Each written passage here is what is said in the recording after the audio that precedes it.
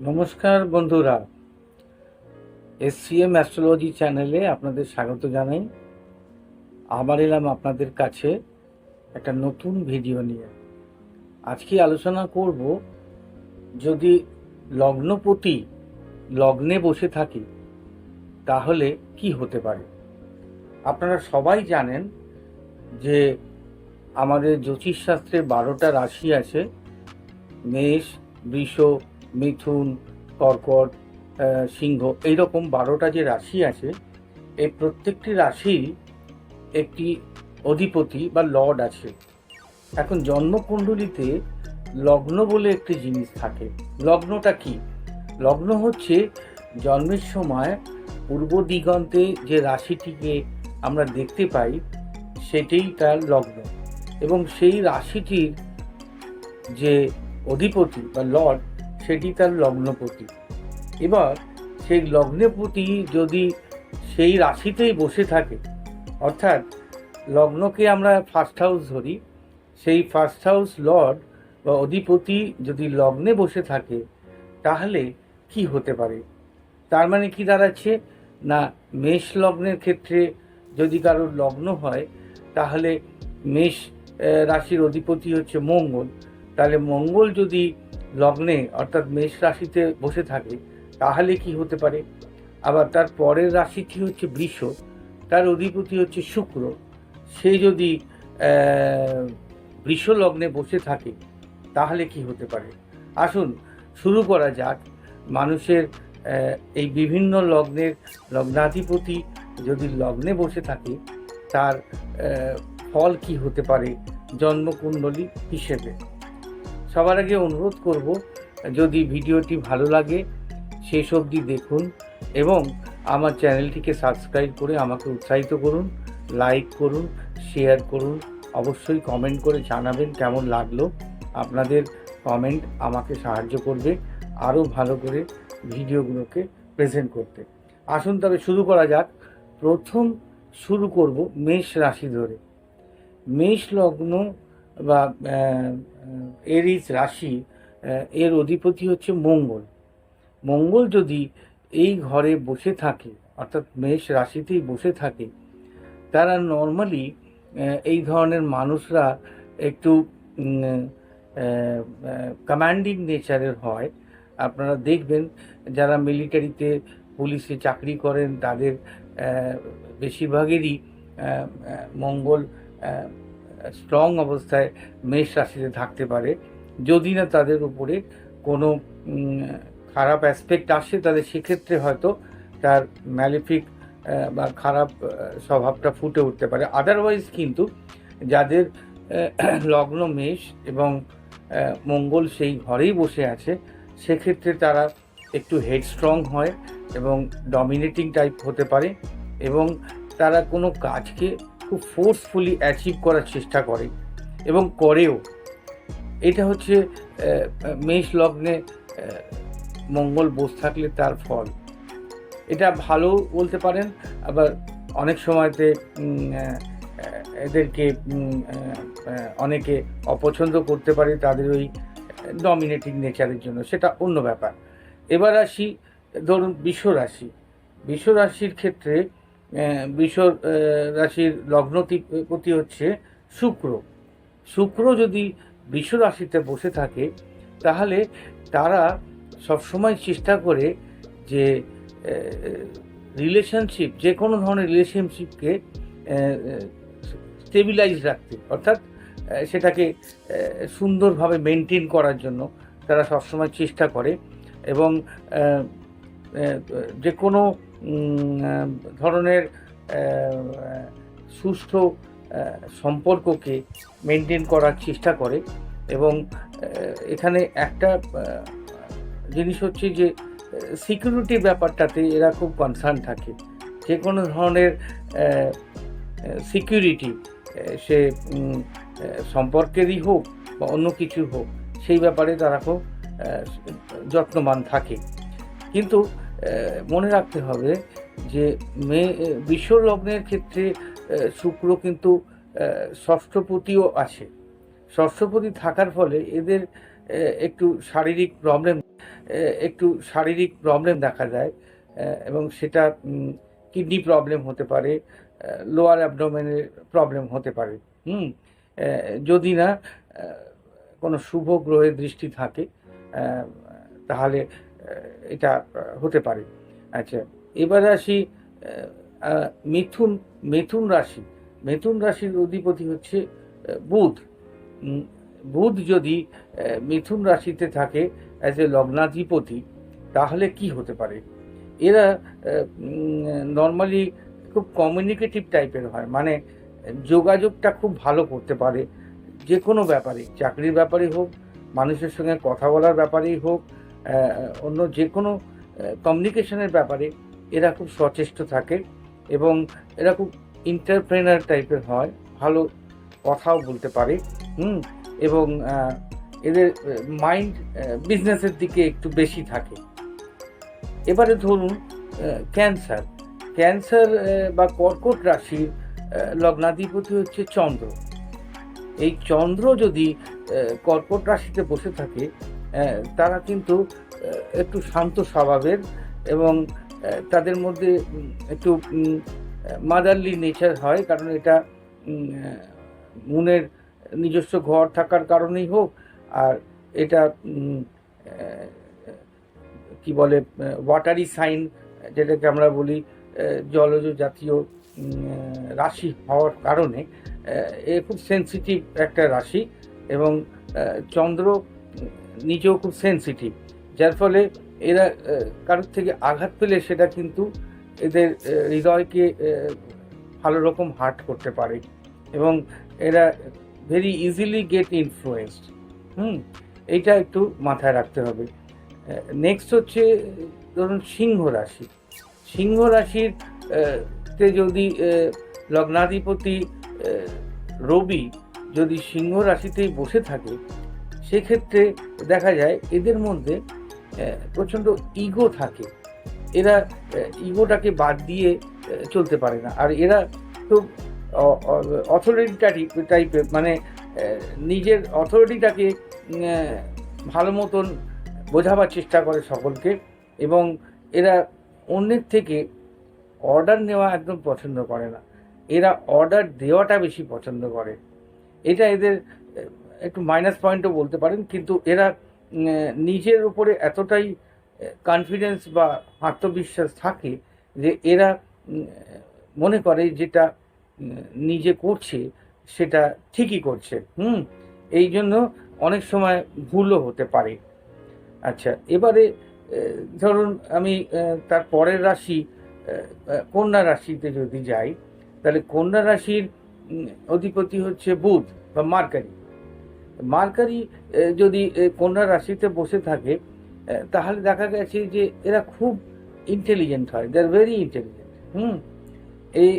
এদের সব কিছুর মধ্যে একটা গুছিয়ে কাজ করার একটা ধারণা বা করার ইচ্ছে থাকে।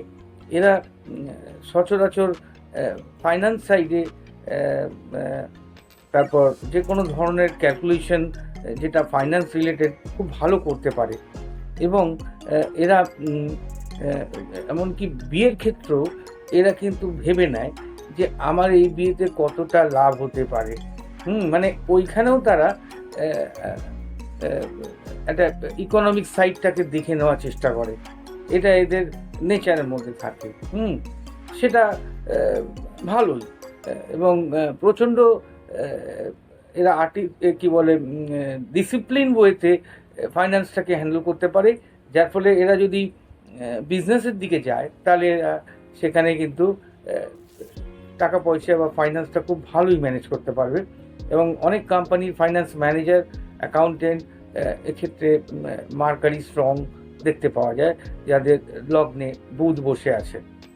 এবারে আসি তুলা বা লিব্রা রাশি। এই রাশির অধিপতি হচ্ছে শুক্র। শুক্র আমরা জানি যে শুক্র সবসময়তেই আর্টিস্টিক টাইপের নেচারকে, সিগনিফিকেন্সটাই হচ্ছে আর্টিস্টিক টাইপের। এরা খুব ভালো ডান্স, মিউজিক বা যে কোনো ধরনের ড্রামা এরা এরা ভালো করতে পারে এবং এরা খুব মিউজিক লাভার হয় এবং এরা সব কিছুর মধ্যেই একটা ব্যালেন্স মেনটেন করার চেষ্টা করে। সে তার পার্টনারই হোক বা ম্যারেজ পার্টনারই হোক বা বিজনেস পার্টনারই হোক, এরা সব কিছুর মধ্যে একটা ব্যালেন্স মেনটেন করার চেষ্টা করে। হ্যাঁ, কিন্তু এদের এদের এদের ক্ষেত্রে দেখা গেছে, যেহেতু শুক্র বৃষ রাশিরও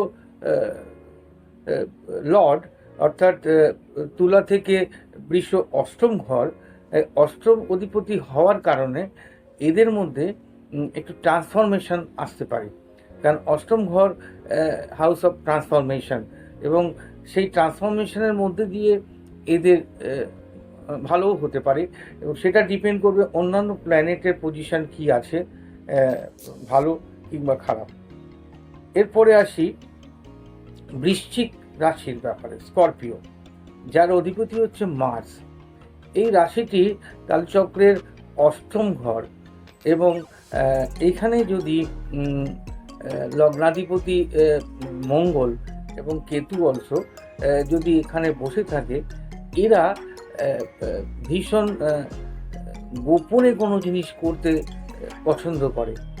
এরা ভীষণ রকম ডিটেলে ঢুকে যে কোনো কাজে, কিন্তু তা কেউ জানতে পারে না, এবং এরা সবসময় পেছন থেকে বা এক কথায় বললে ব্যাক বাইটার বলতে পারেন। এরা যা কিছু করবে খুব গোপনে করবে, এবং সেটা পরে জানা যাবে, কিন্তু প্রথমে কেউ বুঝতে পারবে না এরা কি করতে চাইছে। এটা এদের নেচারের মধ্যে পড়ে। নেক্সট হচ্ছে স্যাজিটেরিয়াস বা ধনু রাশি, যার অধিপতি হচ্ছে বৃহস্পতি বা জুপিটার। জুপিটার বলতে পারেন যে জুপিটারে যাদের ধনু রাশিতে লগ্ন এবং সেখানে বৃহস্পতি বসে থাকে, এরা কিন্তু বলা যায় সকলকে আলো দেখানোর জন্য এরা সবসময় প্রস্তুত। মানে যে কোনো ধরনের গাইডিং অ্যাডভাইস, গুড অ্যাডভাইস এরা দিয়ে থাকে। এদের মধ্যে জ্ঞানও প্রচুর বেশি থাকে, এবং মানুষকে এরা সত্যিকারের সেই ধরনের জ্ঞান দেয় যেটাতে তাদের উপকার হতে পারে। এরা সাধারণত টিচার, গুরু এই ধরনের দিকে এদের ঝোঁক থাকে, এবং বৃহস্পতির জন্য এদের মধ্যে এই ধরনের গুণের খুব ভালো প্রকাশ দেখা যায়। এদের ইনটিউশনও খুব ভালো থাকে, ভালো অ্যাস্ট্রোলজারও হতে পারে। পরের রাশি হচ্ছে ক্যাপ্রিকর্ন বা মকর রাশি, যার অধিপতি বা লর্ড হচ্ছে শনিদেব। শনিদেব যখন শনিদেব মকর রাশিতে কারোর লগ্নে বসে থাকে, তাদের কিন্তু প্রচণ্ড হার্ডওয়ার্ক করতে হয় জীবনে। তারা জীবনে একমাত্র হার্ডওয়ার্ক করেই উন্নতির দিকে এগোতে পারে। এদের মোটামুটি ডার্কিশ, গায়ের রঙটা একটুখানি ডার্কিশ দিকেই থাকে, এবং এরা জীবনে অনেক কষ্ট করে উপরে উঠতে পারে, এবং এদের অনেক সময়তেই কোনো ক্রনিক ডিজিজ হলে চট করে সারতে চায় না, কারণ শনিদেব একটু নিজেও এক একটা ঘরে অনেক দিন থাকেন, এবং এগুলো একটু লং লাস্টিং ডিজিজ হতে পারে। তবে এখানেও একই কথা যে লগ্নাধিপতির ওপরে শুভ দৃষ্টি থাকলে তাহলে অনেকটা এফেক্ট কম হতে পারে। আচ্ছা, পরের রাশিটি হচ্ছে অ্যাকোয়ারিয়াস বা কুম্ভ রাশি। এরও অধিপতি হচ্ছে শনিদেব, এবং শনিদেবের এটা মূল ত্রিকোণ রাশি। এই রাশিতে যাদের লগ্নাধিপতি শনিদেব বসে আছেন কুম্ভ রাশিতে, তাদের মধ্যে প্রচণ্ড অর্গানাইজিং ক্ষমতা দেখা যায়। তারা বিভিন্ন কোম্পানির টপ পজিশন, সিইও, এমডি এগুলো হতে পারেন। আবার তারা নিজের কোম্পানিরও সিইও বা নিজের কোম্পানির চেয়ারম্যান, এমডি হতে পারেন। এদের মধ্যে দেখা যায় যে এরা শুধুমাত্র যে কোম্পানিটাকে সুষ্ঠুভাবে চালাতেই পারেন তাই নয়, এদের মধ্যে দূরদর্শিতা থাকে। এরা অনেক সময়তেই ভালো আইডিয়া নিয়ে এক্সপ্যানশন করতে পারেন, কোম্পানিটাকে কি করে বড় করা যায়, কীভাবে ভালো করা যায়, এই ধরনের অ্যাটিটিউড এদের মধ্যে থাকে। এবং এটা মকরের থেকে তুলনায় কুম্ভ রাশির যাদের লগ্ন তাদের মধ্যে এই জিনিসটা অনেক ভালোভাবে দেখা যায়। যদিও এটারও লগ্নাধিপতি হচ্ছে শনিদেব, মকরেরও শনিদেব, কিন্তু এক্ষেত্রে রেজাল্ট অনেক ভালো দেখা যায়। পরের রাশিটি হচ্ছে মীন রাশি বা পাইসেস, এরও অধিপতি হচ্ছে বৃহস্পতি। এই রাশিতে যাদের লগ্নাধিপতি বৃহস্পতি মীন রাশিতেই বসে থাকেন তাদের মধ্যে স্পিরিচুয়ালিজমটা খুব বেশি দেখা যায়। এরা প্রচণ্ড ধার্মিক এবং মেডিটেশন করা, যে কোনো ধরনের স্পিরিচুয়াল অ্যাক্টিভিটিস, পুজো জপ টপ, এরা এসব প্রচণ্ড ভালোবাসে এবং এরা ওই দিকে বেশি ঝোঁক থাকে। এরা অ্যাস্ট্রোলজিকেও প্রচণ্ডভাবে ভালোবাসে এবং এরা তার চর্চাও করতে পারে এবং এক্ষেত্রে তারা অন্যদেরকেও একই ধরনের অ্যাডভাইস দিয়ে থাকে এবং এরা অনেক মানুষের এইভাবে স্পিরিচুয়ালের দিকে ঠেলে দেয় এবং সেটা মানুষের জন্য যথেষ্ট উপকারী। আজ এই পর্যন্তই থাক। আশা করব আপনাদের ভালো লেগেছে। আমার চ্যানেলটিকে সাবস্ক্রাইব করলে খুশি হব, আর আপনাদের কমেন্ট, লাইক, শেয়ার করে দেবেন। আর আজ এই পর্যন্ত শেষ করি। আবার আসবো নতুন কোনো ভিডিও নিয়ে আপনাদের কাছে। নমস্কার।